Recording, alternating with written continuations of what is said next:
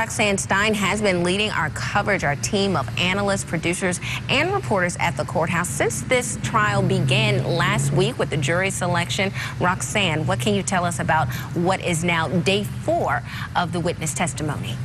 Well, as you look at those pictures inside the courtroom, they have just adjourned for lunch. Just moments ago, they decided to take their lunch break. But this morning, it was testimony about head injuries, blood, boots, and toxicology. A lot of details. Let's continue our team coverage with Christina Mora on the other side of the courthouse with those details on this morning's testimony. Christina, a lot of intricate questioning and testimony this morning, wasn't there?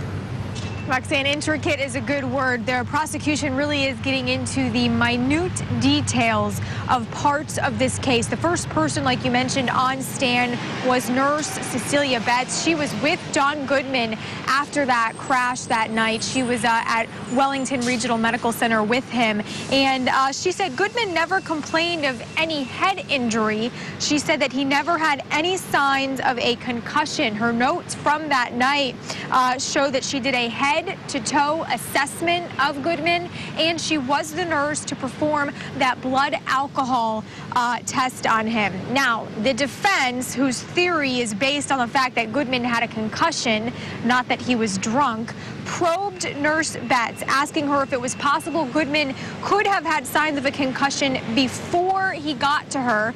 She said it was a possibility, but the EMT crews would have noticed. And the defense asked her if someone could have given Goodman a Vicodin while at the hospital. She said no. She also said she noticed Goodman smelled of alcohol, but she didn't write it in her report. Did you smell anything as you were with Mr. Goodman about his person that drew your attention?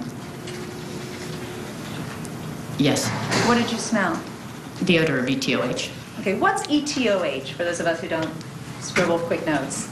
Alcohol, but I did not put it in my nurse's notes. Why not? For this reason. Now, the jury also heard from Deputy Robert Steffen, who traced Goodman's footprints from the crash to Lisa Pembleton's home that night. That's where he used her cell phone to call some people and then call 911. He also said those footprints were zigzagging across the road. And then, of course, the toxicologist on the stand as to late. And then we certainly will follow whoever else takes the stand today. Roxanne, back to you.